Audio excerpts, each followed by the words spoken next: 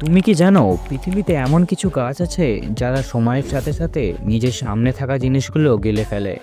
খেলনা, সাইকেল, লোহার পাইপ সব কিছুই গাছ নিজের শরীরের অংশ বানিয়ে নেয়। এইগুলো শুনতে গল্প মনে হলেও একদম সত্যি ঘটনা। আজ আমরা দেখব সেই সব অবিশ্বাস্য গাছ যারা সত্যি সত্যি জিনিস খেয়ে ফেলে। নাম্বার 1, পার্কের খেলনা গিলে ফেলা গাছ। একটা পার্কে ছোট ছোট বাচ্চারা খেলতে আসতো। একদিন এক বাচ্চা তার প্রিয় রঙিন খেলনা গাড়িটি একটা গাছের পাশে রেখে যায়।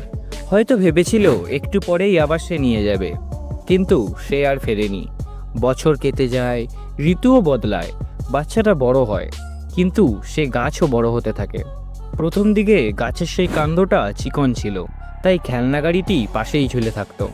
কিন্তু বছর 10 পরে দেখা গেল সেই খেলনা গাড়িটা অর্ধেক অংশ গাছের ভেতরে ঢুকে গেছে। ধীরে ধীরে গাছের নতুন কাঠের স্তর তৈরি হতে থাকে, আর প্রতিটা স্তরই সেই খেলনাটাকে আরও গভীরে টেনে নেয়। এখন গাড়ির অর্ধেক অংশ গাছের ভেতর আর অর্ধেক বাইরে। মনে হয় যেন গাছটা খেলনাটাকে খেয়ে ফেলেছে। এটা দেখে মানুষ অবাক হয়ে যায়, গাছও কি এমন করতে পারে?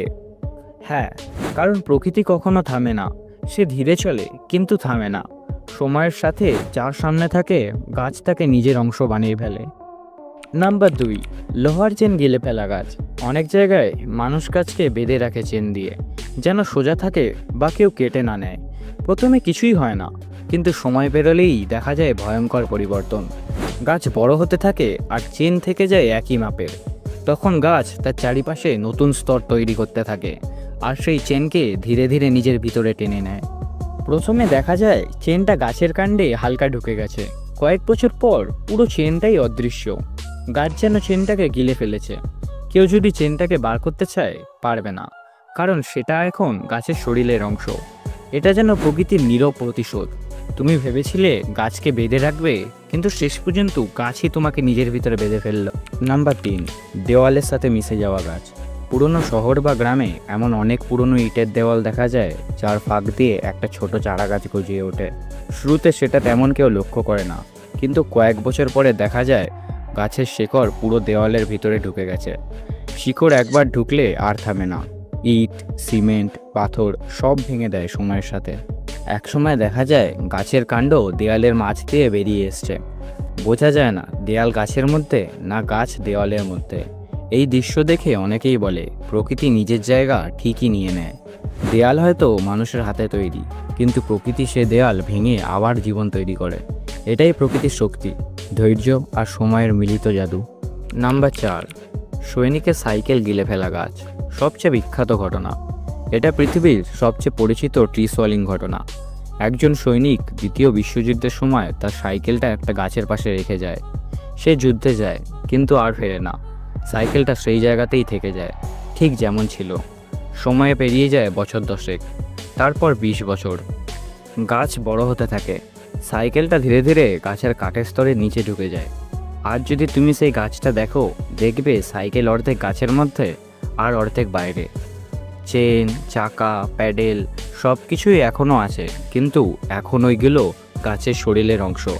এটা শুধু একটা গাছের গল্প নয়, এটা সময়ের গল্প, স্মৃতির গল্প। এটা জীবনের শেষ চিহ্নের গল্প। মানুষ আসে, ছবি তোলে, অবাক হয়ে দেখে কীভাবে প্রকৃতি নিঃশব্দে ইতিহাস সংরক্ষণ করে রাখে। নম্বর 5, লোহার পাইপ গিলে ফেলা গাছ। একটা নির্মাণ সাইটে পড়ে থাকা লোহার পাইপের পাশে জন্ম নেয় এক ছোট গাছ। কেউ বিষয়টা খেয়াল করে না। বছরের পর বছর গাছটা বড় হতে থাকে, কাণ্ড মোটা হয়, পাইপটা ধীরে ধীরে গাছের কাণ্ডের ভেতরে ঢুকে যেতে থাকে। প্রথমে মনে হয় পাইপটা গাছের পাশে ঠেস দেওয়া, কিন্তু কয়েক বছর পর দেখা যায় পাইপটা পুরোপুরি গাছের ভেতরে চলে গেছে। তখন বোঝা যায় গাছ শুধু বেঁচে থাকে না, সে সামনে থাকা যে কোনো কিছু নিজের ভিতরে টেনে নেয়। প্রকৃতি ধীর হলেও তার কাজ একদম নির্ভুল। সে ধৈর্যের সাথে নিজের জায়গা তৈরি করে নেয়। তুমি ভাবো গাছ নীরব, কিছু করে না, কিন্তু গাছ হলো সময়ের সবচেয়ে বড় প্রমাণ। সে কোনো শব্দ করে না, কিন্তু সময়ের সাথে সাথে সব কিছু বদলে দেয়। মানুষ যা করেছে গাছটা নিজের ভিতরে টেনে নেয়, আবার নতুন জীবন তৈরি করে। প্রকৃতিকে সম্মান করো, কারণ প্রকৃতি কখনো ভোলে না। ধীরে ধীরে নীরবে সে তার কাজটা করেই ফেলে। আর আমরা যদি গাছকে ভালোবাসি, গাছও আমাদের স্মৃতি ধরে রাখবে এই গাছগুলোর মতোই।